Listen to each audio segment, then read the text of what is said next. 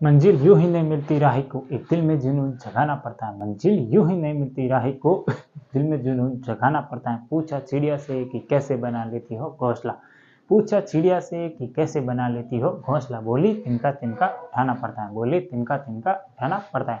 नमस्कार दोस्तों, आप सभी का हमारे YouTube चैनल पर स्वागत है। अगर आप आज हमारे YouTube चैनल पर पहली बार आए हैं तो चैनल को सब्सक्राइब और ये जो पास वाली घंटी दिखाई दे रही है इसे जरूर दबाएं, जिससे आने वाले प्रत्येक वीडियो की नोटिफिकेशन सबको सबसे पहले मिलेगी और वीडियो को सबसे पहले देख पाएंगे। अरे दोस्तों, शुरुआत करते आज के सेशन की। और आज है 22 जनवरी 2025 और today current affair episode number ये है हमारा 445। अगर आपने पिछले एक भी एपिसोड नहीं देखे तो वो सभी भी जरूर देख लें।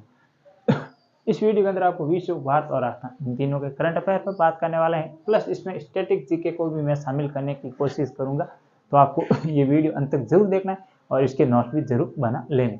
आज का पहला क्वेश्चन है वो है, हाल ही में किस देश की महिला व पुरुष, मतलब महिला टीम और पुरुष टीम दोनों टीमों ने विश्व खो खो जो प्रथम बार आयोजित किया गया है विश्व खो खो का खिताब जीता, या विश्व खो खो या विश्व कप है खो खो के अंदर ये ध्यान रखना प्रथम बार आयोजित किया गया। तो ये किस टीम की, पुरुष और महिला दोनों टीमों ने वो एक ही देश है जिसने ये जीता है।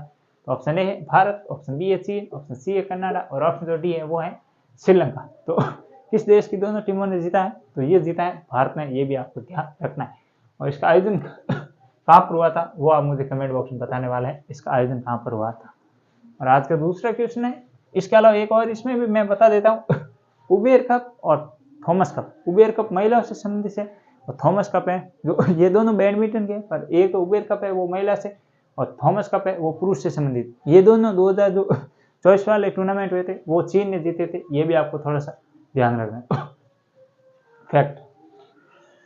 और इसके अलावा आज का दूसरा क्वेश्चन है, हाल ही में वर्जिन नारियल तेल को जी टैग प्रदान किया गया, ये कहाँ का मतलब फेमस है जिसे हाल ही में ये जी टैग मिला है।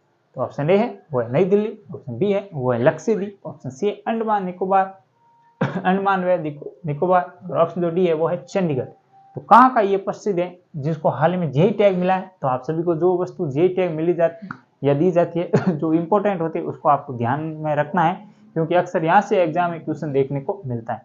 तो इसका राइट जो आंसर होगा वो होगा option number C, Andaman Nicobar द्वीप समूह की, मतलब ये जो नारियल तेल है जिसका नाम है वर्जिन नारियल तेल, इसे जीआई टैग प्रदान किया गया है। अब आपके दिमाग में एक क्वेश्चन और आया होगा कि जीआई टैग क्या होता है, तो थोड़ा सा मैं बता देता हूँ इसके बारे में। इसकी फुल फॉर्म होती है वो होती है जियोग्राफिकल इंडिकेशन टैग, जिसको हम शॉर्ट में कहते हैं जीआई टैग और हिंदी में कहते हैं भौगोलिक सांकेतिक। ये भी आपको ध्यान है। इसका जो अधिनियम आया था वो आया था 1999 के अंदर, ये भी आपको ध्यान है। जो एक्ट कब बना था 2000 के अंदर।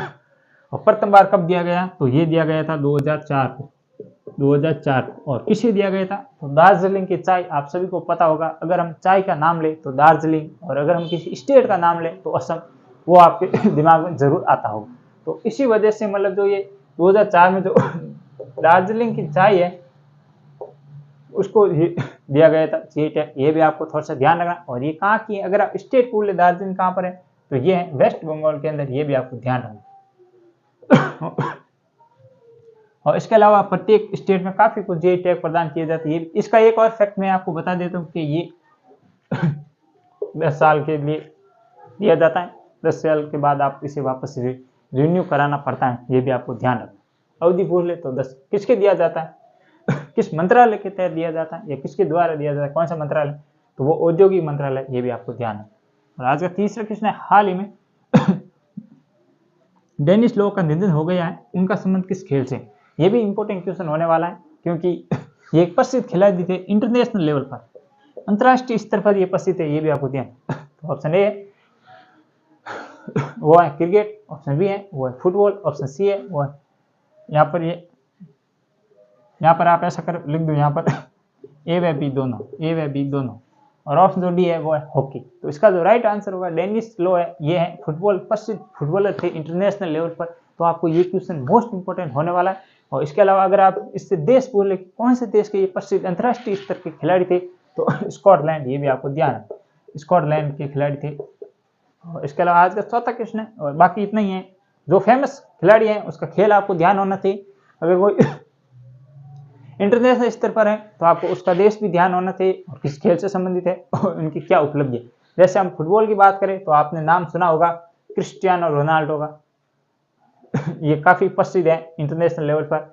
और इसके अलावा आपने एक नाम और अर्जेंटीना का लियोनेल मेसी का नाम भी सुना होगा, ये भी प्रसिद्ध है। किलियन एम्बाप्पे, ये भी फुटबॉल के प्रसिद्ध खिलाड़ी हैं इंटरनेशनल लेवल। और क्रिकेट की बात करें इंटरनेशनल या नेशनल लेवल पर तो आप सभी को पता होगा सचिन तेंदुलकर इत्यादि, ये तो आप सभी जानते होंगे। आज का तीसरा क्वेश्चन है वो है ज्ञानेंद्र प्रताप सिंह को किसका महानिदेशक नियुक्त किया गया है। इसका किसका अर्थ होगा कि वो अब किस जो एक ऐसे अर्धसैनिक बल है उनके महानिदेशक नियुक्त हुए हैं। तो ऑप्शन ए है वो है CRPF, जिसे हम कहते हैं सेंट्रल रिजर्व पुलिस फोर्स, इस नाम से हम जानते हैं। बी है वो है CISF, central industrial security force. Option जो सी है वो है असम राइफल और ऑप्शन जो डी है वो है BSF, बॉर्डर सिक्योरिटी फोर्स। तो किसके महानिदेशक हाल ही में नियुक्त हुए ज्ञानेंद्र प्रताप सिंह, तो ये हुए हैं CRPF के, ये भी आपको ध्यान रखना है। और इसका मुख्यालय कहाँ पर है CRPF का, नई दिल्ली के अंदर, ये भी आपको थोड़ा ध्यान रखना है। और इसका काम क्या होता है, तो इसका काम होता है भारत के जो इंपॉर्टेंट एयरपोर्ट है या भारत की कोई भी संपत्ति है उसको मतलब रक्षा करना, सरकारी संपत्ति की रक्षा करना। और तो ये तो हो गए हमारे 4 क्वेश्चन जिसमें हमने विश्व और भारत का करंट अफेयर देखा है। अब ये जो एक स्पेशल क्वेश्चन होता है ये हमारा राजस्थान करंट अफेयर से संबंधित होता है, तो ये भी इंपॉर्टेंट होने वाला है। तो आज का 5वां क्वेश्चन है वो है आयुष्मान भारत हेल्थ कार्ड या अकाउंट।